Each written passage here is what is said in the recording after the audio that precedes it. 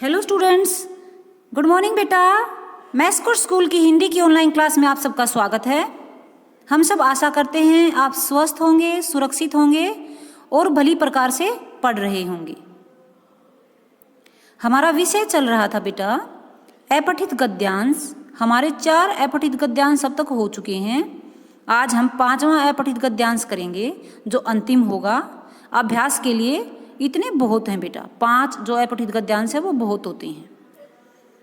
तो आइए आज का अपठित गद्यांश हम करते हैं। आज का जो गद्यांश है वो बहुत अच्छा है बेटा। वो जीवन की कला के बारे में है कि हमारे जीवन में किस प्रकार सुख आते हैं, दुख आते हैं, कभी हम बीमार होते हैं, कभी हम स्वस्थ होते हैं। तो जीवन में ये दिन, जैसे जिस प्रकार दिन और रात आते हैं ना बेटा, रात के बाद दिन आती है, दिन आता है और दिन के बाद रात आती है। उसी प्रकार जीवन में कभी सुख नहीं रहता हमेशा के लिए दुख भी नहीं रहता। तो आइए आज का हम गद्यांश करते हैं। आपको ध्यानपूर्वक सुनना है बेटा। जीवन की अनेक परिभाषाएं और अनेक रूप हमें दिखाई पड़ते हैं।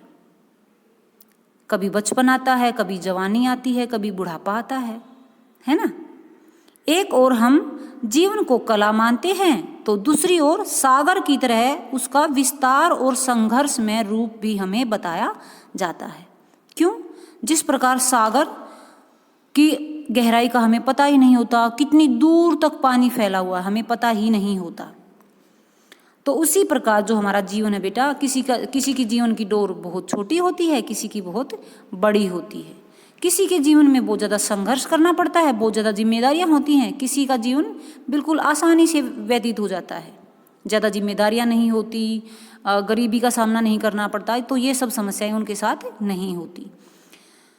सागर में जिस प्रकार एक साथ शांति और अशांति है, कहीं पर लहरें उठती हैं, कहीं पर पानी बिल्कुल शांत होता है, ठीक वही स्थिति जीवन की है।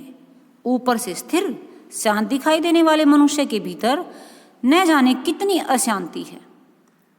इसमें से अधिकांश इस अपार अशांति को भीतर ही दबाकर, यानी कि किसी के अंदर इतनी सहन शक्ति होती है कि वो अपने दुख को दूसरों के सामने जाहिर नहीं करते, अपनी समस्या को किसी के सामने नहीं बताते, रोते नहीं हैं।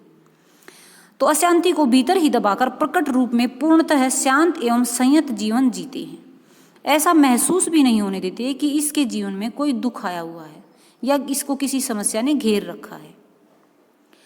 उनकी अशांति का लोगों को पता भी नहीं लग पाता, क्योंकि वो ऐसे अपने चेहरे पर हाव भाव दिखने ही नहीं देते। वास्तव में यही तो जीवन की कला है, जीवन की कलात्मकता है ये। आई होप आपको ये गद्यांश अच्छा लगा होगा बेटा। अब हम करते हैं इसके प्रश्न, उत्तर आपको स्वयं लिखने हैं, ठीक है। आइए बेटा, सबसे पहला प्रश्न पढ़ते हैं। प्रस्तुत गद्यांश का उपयुक्त शीर्षक लिखिए। इसका आपको जो राइट टाइटल है, जो शीर्षक है, वो आपको बताना है, क्योंकि आपने अभी गद्यांश सुना है ना।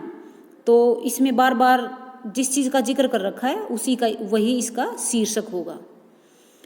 प्रश्न नंबर 6, जीवन को हम क्या क्या मानते हैं।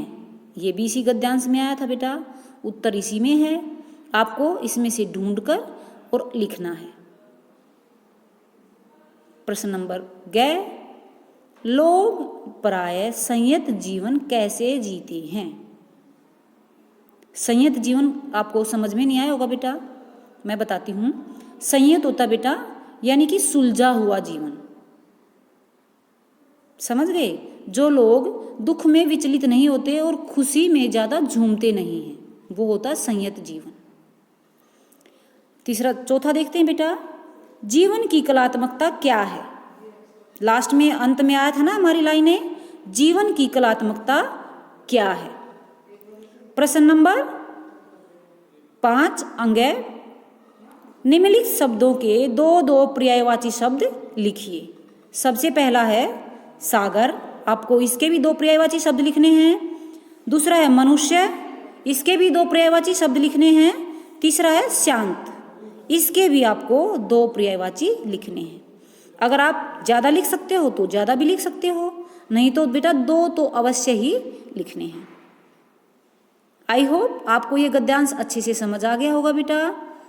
और आपको एक बात और बता दूं, आपका जो हिंदी का पाठ्यक्रम है वो पूरा हो चुका है बेटा। हमारे 5 अनुच्छेद हो चुके हैं, 5 हमारे पत्र हो चुके हैं और 5 ही हमारे अपठित गद्यांश हो चुके हैं। और हमारे पाठ्य पुस्तक के 9 चैप्टर हो चुके हैं और ग्रामर के भी हमारे 7 चैप्टर हो चुके हैं। तो आई होप बेटा आपको पूरा सिलेबस अच्छे से समझ आ गया होगा बेटा। इसके बाद आपकी दोहराई शुरू हो जाएगी, रिवीजन शुरू हो जाएगी। ओके बेटा, तब तक के लिए bye bye, take care, happy learning.